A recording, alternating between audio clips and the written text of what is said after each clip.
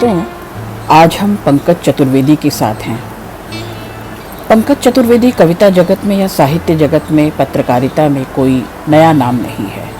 आलोचना कर्म, अनुवाद कर्म पंकज चतुर्वेदी की कुशलता है, विशेषता है। दरअसल ये एक चर्चित कवि होने के साथ साथ चर्चित अनुवादक और आलोचक रहे हैं। इन्हें भारत भूषण अग्रवाल से सम्मान से सम्मानित किया गया है।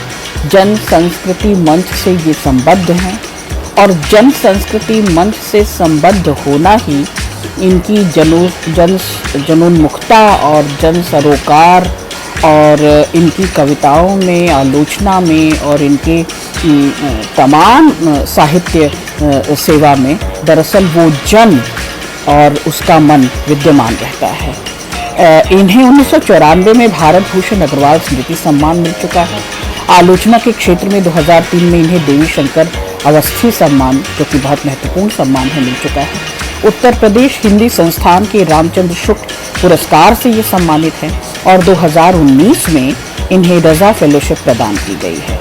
साथियों, पंकज चतुर्वेदी को की कविताओं को, उनकी रचना धर्मिता को समझना हो तो प्रायः विशेष तौर पर उन्होंने प्रेम कविताएं भी लिखी हैं, उन्होंने मानवीय संबंधों पर भी कविताएं लिखी हैं।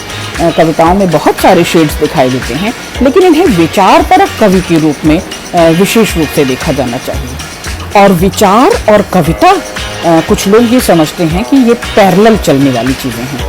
मतलब मस्तिष्क की बात हो, विवेक की बात हो, तर्क की बात हो, तो कविता में क्या ये संभव है? पर इसे संभव बनाते हैं पंकज चतुर्वेदी। साथियों, इनकी कविताओं का आकलन समय समय पर होता रहा है। दरअसल कविताओं में विचार को लाना और वो विचार की तरह न दिखे, बड़ा कठिन काम होता है। पंकज चतुर्वेदी ये करते हैं और इसी कोशिश में वो अपनी कविता की धार को कहीं छोड़ते नहीं हैं।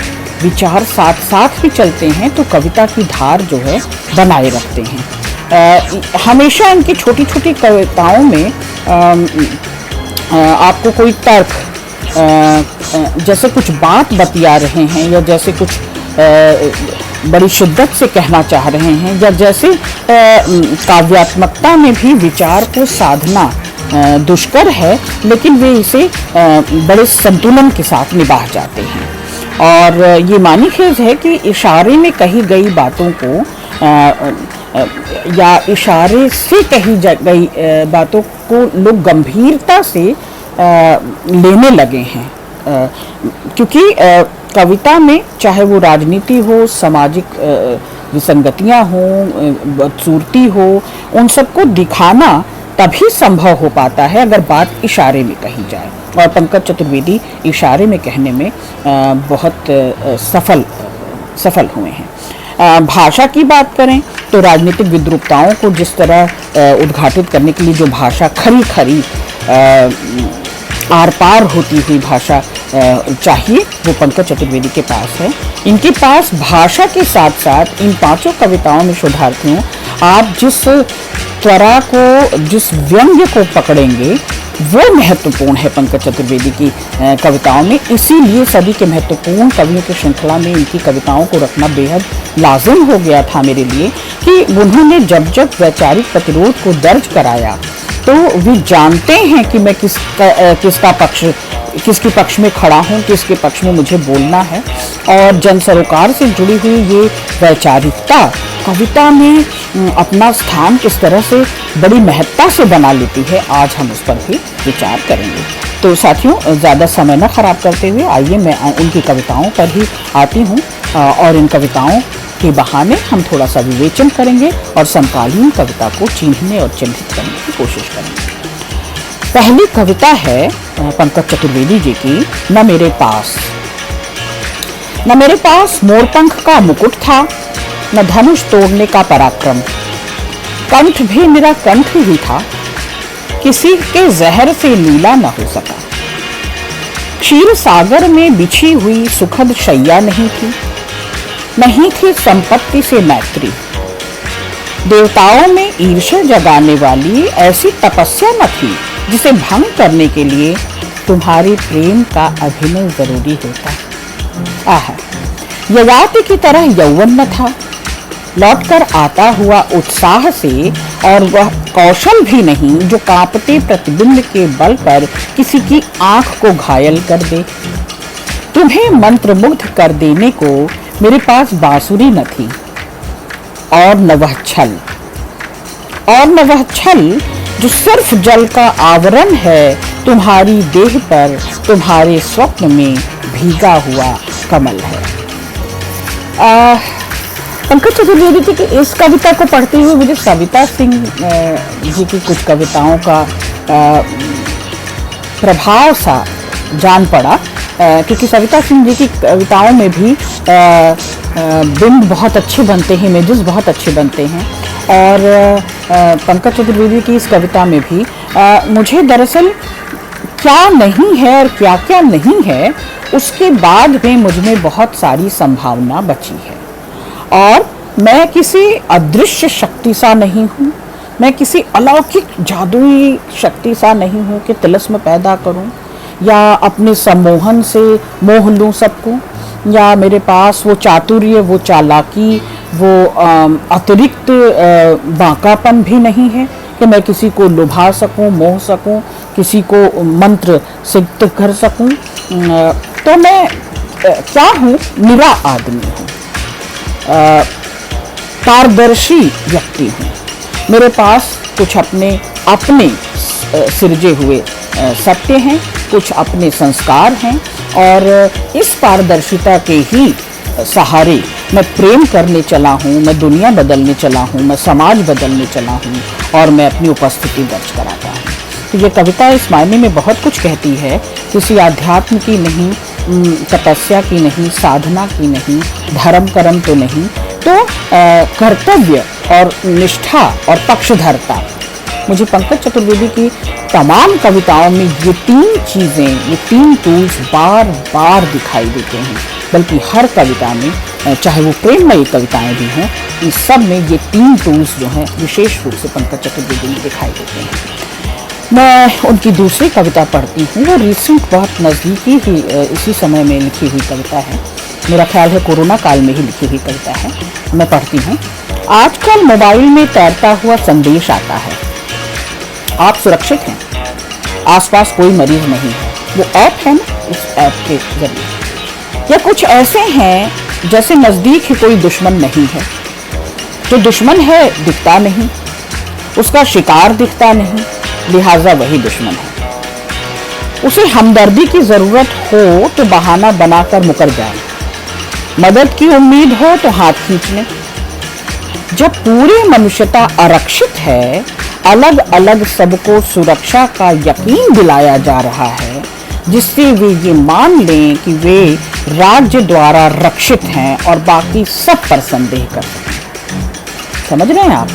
ये जो सोशल डिस्टेंसिंग का मैसेज दूर दूर तक गूंज रहा है, और आप इससे सुबह से लेके रात तक दिनचर्या में आपके शामिल है, और हर तरफ वो गूंज है, आपके परिवेश में वो भर दिया गया है, आपके आसपास में वो बार बार चिताया जा रहा है सोशल डिस्टेंसिंग का। पंकज चतुर्वेदी की चिंता सोल डिस्टेंसिंग पर हो रही है, कि लगता है कि मनुष्यता से बिछड़ रहे हैं हम, एक दूसरे के सरोकार से बिछड़ रहे हैं, सहयोग और सहानुभूति से बिछड़ते जा रहे हैं, और जिनको हमारी दरकार है, ज़रूरत है, जो सहायतार्थ हमारी ओर देखते ताकते हैं, हम उनसे मुकर जा रहे हैं। पंकज चतुर्वेदी की ये पक्षधरता मुझे पसंद आई, और इसीलिए मैंने इस श्रृंखला में इन कविताओं को चुना है। आप भी सुने। समाज से दूरी जीवन का नया मंत्र है, सोशल डिस्टेंसिंग। आप समझिएगा इसे। किसी की मृत्यु हो जाए तो शव के पास जाने में भी हिचकें, बाद में असमंजस में न पड़ें। इन मौतों के लिए कोई जिम्मेदार नहीं है, न समाज न राज्य। घोषणा कर दी गई है ना कि हम तो आपको रक्षित कर ही रहे हैं, हम तो आपको सुरक्षा खोह दे ही रहे हैं, अपनी अपनी खोल में खोह में सिमटे रहे। आदमियत मर जा रही है, आदमी नहीं मर रहा। इस पूरे कोरोना काल में आदमी जो मर रहे हैं, वो आंकड़े जो भी कुछ कहते हैं, पर मेरा तो विवेचन यही है कि आदमियत मर गई है, सहानुभूति मर गई है, सौहार्द मर गया है, सहयोग भावना मर चुकी है। और अब हम एक दूसरे को बस शंका में, बस अपराधी की दृष्टि से, बस संक्रमित व्यक्ति की तौर पर ही हम एक दूसरे को देख रहे हैं। समझने और न समझ पाने के, आने और आकर चले जाने के बीच में ही रहना है हमें।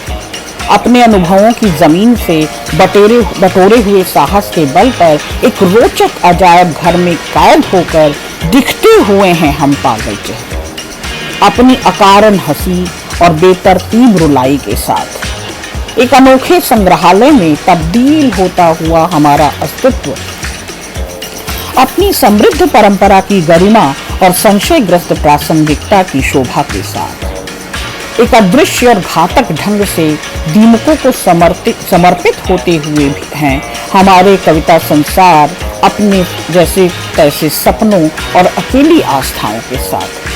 समाज के शरीर में अपेंडिक्स की तरह अनावश्यक लगते हुए हम फिर भी न जाने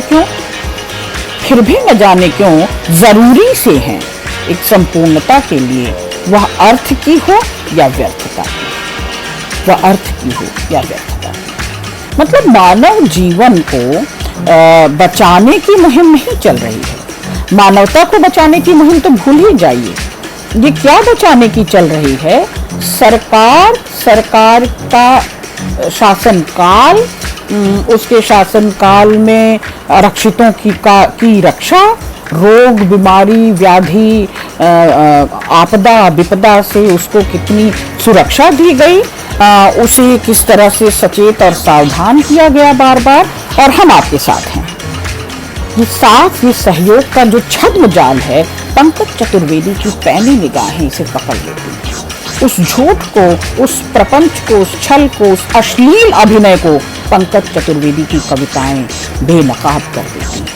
और यही इन कविताओं की खूबी है साथियों। इसीलिए मैंने इसीलिए आपके साथ ये मैंने समीक्षार्थ आपके साथ साझा किया। एक तीसरी कविता, और ये ज़रूरी कविता, आप भी इसे देखें। कुशीनगर में एक प्रसिद्ध प्रतिमा है बुद्ध की। मुझे कविता बहुत प्रिय है उनकी। लंबे समय से प्रतीक्षा कर रही थी कि कभी इसका पाठ करने का बहाना मिले, और वो अच्छा बहाना आज मिला है। कुशीनगर में एक प्रसिद्ध प्रतिमा है बुद्ध की। एक कोण से देखें तो लगता है मुस्कुरा रहे हैं बुद्ध, दूसरे कोण से वे दिखते हैं कुछ विषादित, विचार मग्न। तीसरे कोण में जीवन मुक्ति की सुभगता, एक अविचल शांति। कृपया इसे समुच्चय न समझें, बुद्ध का समुच्चय सिद्धांत, आप इसे ही न समझें। 3 भाव मुद्राओं का केवल मुस्कुरा नहीं सकते थे बुद्ध। कृपया इसे समुच्चय न समझें, 3 भाव मुद्राओं का केवल मुस्कुरा नहीं सकते थे बुद्ध। उनकी मुस्कुराहट में था विषाद, और इनके बीच भी निस्पृहता की आभा।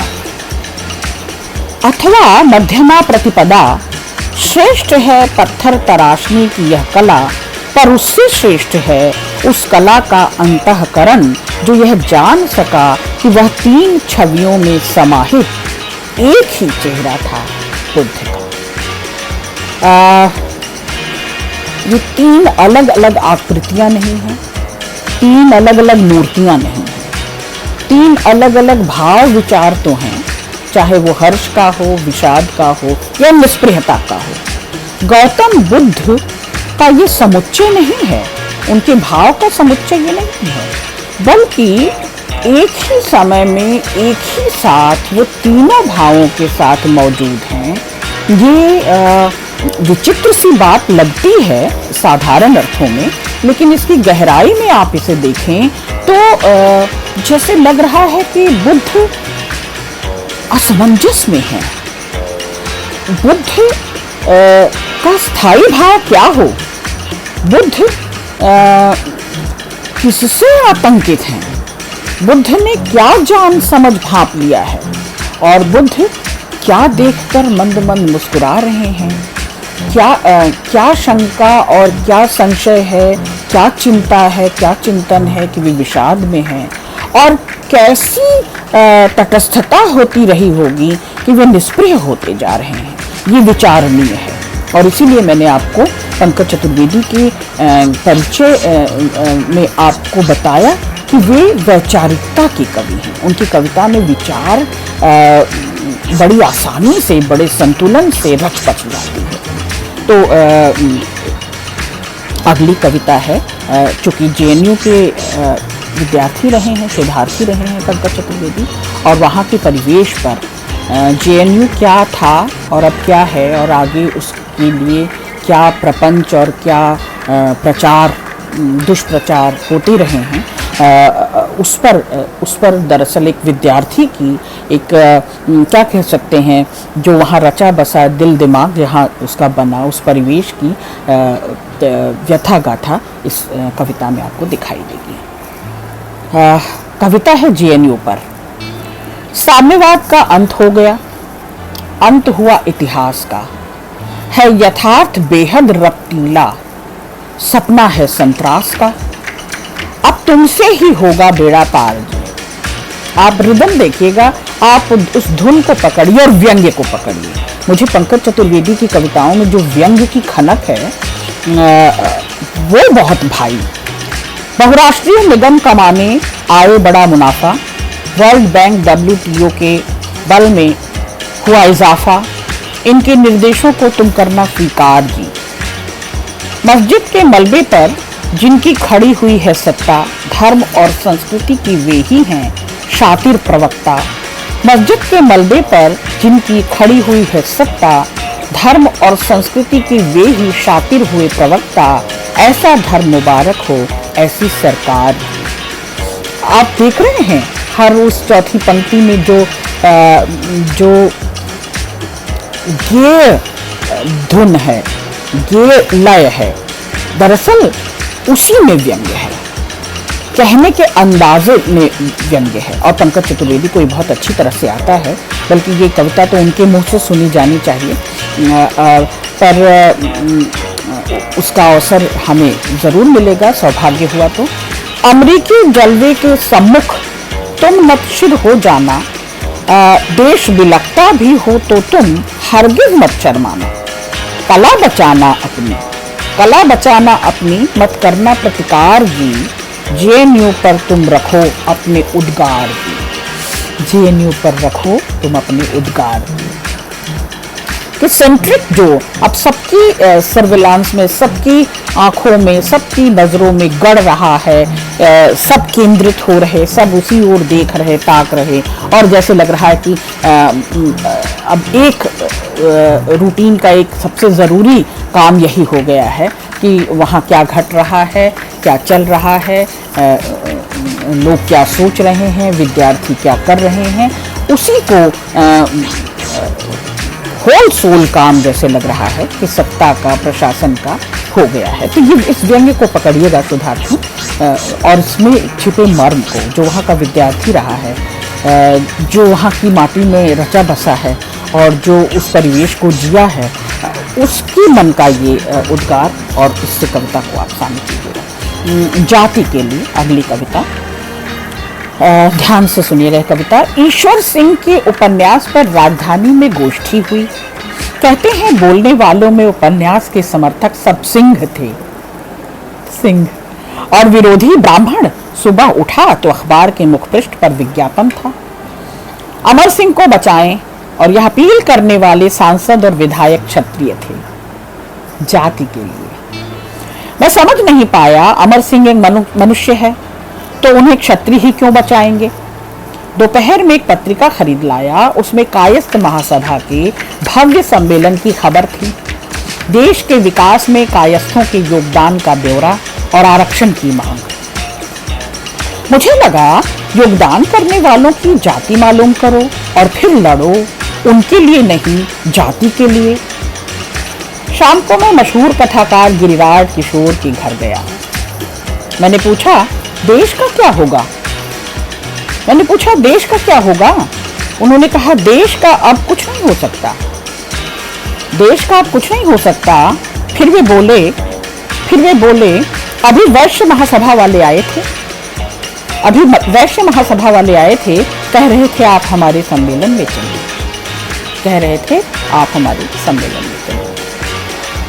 आप देख रहे हैं मानव की, मनुष्यता की, मनुष्यता के वर्ग की, जमात की, समाज की किसी को नहीं पड़ी, जाति की सबको पड़ी है। जाति अब केंद्र में है विचार की, जाति अब संवाद के केंद्र में है, परिचर्चा का विषय जाति है, कर्तव्य का विषय जाति है, सत्ता का सारा यम नियम जाति पर फोकस्ड है। और जहां जहां छोटी बड़ी सरकारें जिस जिस रूप में पद प्रतिष्ठा पर हैं, वे फोकस्ड हैं, केंद्रित हैं और बस उसी एंगल से देख रही हैं। माने उनका नज़र वही हो गया, वही चश्मा हो गया उनका कि वो उसी नज़र से हर चीज़ को देख रहे हैं। तो इस कविता में छिपे हुए उस व्यंग्य को पकड़ने की कोशिश कीजिए, उसकी तलखी को पकड़ने की कोशिश कीजिए जो पंकज चतुर्वेदी का अभिप्राय है कि जाति ही जैसे सब जगह महत्वपूर्ण होता जा रहा है कि श्रेष्ठता के लिए, वरीयता के लिए, चिंतन के लिए और किसको प्राथमिक देना है, किसकी सुनना है, किसकी सुनवाई करनी है और किससे सुनना है, वो जाति पर ही आश्रित होगा, वो जाति से ही परिभाषित होगा। अगली कविता है पंकज चतुर्वेदी जी की, फंस गए हैं। कल सुबह ग्राम प्रधान अपने तख्त पर नर्म बिछावन पर शीर्षासन कर रहे थे। बड़ा रोचक अंदाज है उनकी कविता सुनाने का। कविता जो लिखते हैं तो पढ़ने जैसा नहीं लगता है, सुना रहे हैं बैठकर। तो वो कविता उसी ढंग से वो रचते भी हैं। कल सुबह ग्राम प्रधान अपने तख्त पर नर्म बिछावन पर शीर्षासन कर रहे थे। जो किसान उनसे मिलने गया उसके मुताबिक प्रधान तख्त पर उल्टा खड़े थे। उसने उनसे पूछा, क्या इसमें समय लगेगा? प्रधान ने आंखों और भौहों के संवेद इशारे से कहा, हाँ। उतनी देर वह इंतजार करता रहा। व्यायाम के बाद उन्होंने पूछा, क्या काम है? किसान को बैंक से कर्ज, इसलिए उसके प्रार्थना पत्र पर प्रधान की सिफारिश के दस्तखत चाहिए थे। कागज को उन्होंने गौर से पढ़ा, फिर बोले, इसमें तो हम फंस जाएंगे। किसान ने आओ देखा न ताओ, कर्ज का ख्याल ही न रहा। कागज वापस लेकर कहा, फंस तुम नहीं जाओगे, फंस हम गए हैं, तुम्हें वोट देकर हम फंस गए हैं। मुझे ये कविता पढ़नी ही थी। ये कोई ग्राम पंचायत या कोई एक हिस्से भर, एक क्षेत्र भर की का प्रसंग नहीं है जो पंकज चतुर्वेदी जिसकी ओर हमारा ध्यान आकर्षित कर रहे हैं, बल्कि देश का हर कोना, छोटे से बड़ा, हर शीर्षस्थ और हर प्रतिनिधित्व पर सवाल करता है। पंकज चतुर्वेदी आपको वो नज़र दे रहे हैं कि कविता इस अंदाज से पढ़ें और उसके भीतर छिपे हुए विचार से आप रीझे नहीं, इतने चिंतित, प्रश्नाकुल, व्याकुल हो जाएं, इतने कि आप सोचने पर मजबूर हो जाएं कि हमने क्या कर दिया, हम किसकी शिकायत किससे करने जा रहे हैं। दरअसल ये सारी शिकायत अपने आप से होनी चाहिए कि जब आपको मताधिकार का चुनाव मिला, मत का अधिकार मिला, तो आपने उसे अधिकार की तरह क्यों नहीं समझा।